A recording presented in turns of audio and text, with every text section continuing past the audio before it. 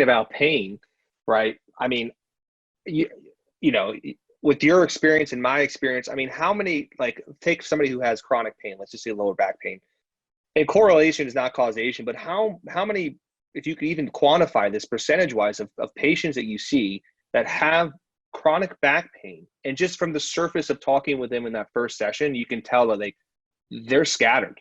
Like they don't have a great attention span. They're either they don't pick up on the social cues, they cut you off, or they finish thoughts within the middle of thoughts. And it's like one of those things, like, what came first? Was it the chronic pain, or was it like the rampant mental chatter that goes on in their head, and how are they linked? Because the pain pulls you out of the moment, like you said, anticipating pain, thinking about how pain was, increasing your pain tolerance so you have more pain. I mean, it's a whole rabbit hole.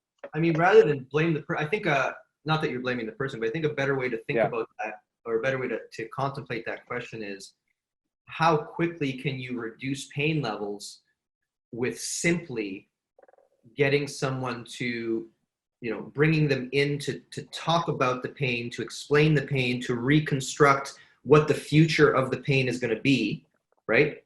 Mm-hmm. If you ask me as a therapist, is there anything you do that is faster than that to bring pain levels down? The answer is no. I've said this before, you know this.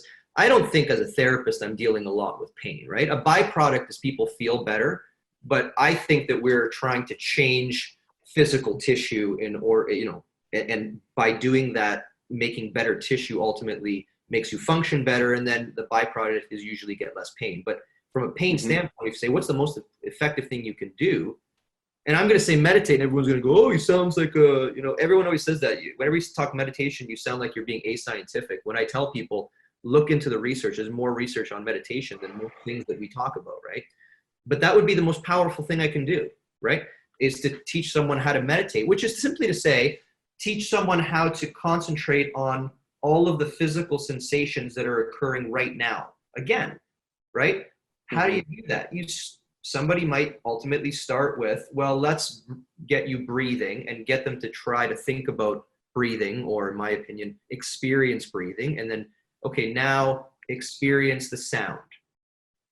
Now, I like to use a lot of cues. One cue that I like when I'm teaching a patient, I don't know if you've ever noticed this, but for me, if you're ever going to touch that point where you're no longer your egoic mind, you're the muse, like you're the background, you're the creative, right? To me, it happens at the moments in between inhalation and exhalation, right? If you inhale and then you exhale and pause, there is, to quote Simon and Garfunkel, there is a sound of silence.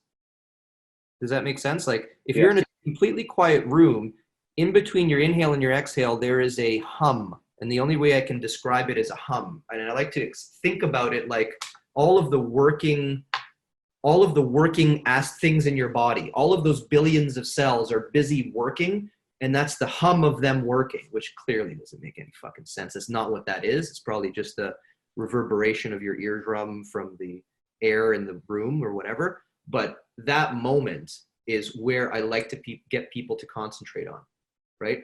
And I find you get them to do that, then they start to anticipate the next exhalation, and then they can spend more time in there. And then if you do that long enough, you can hear that sound of silence even through your breathing.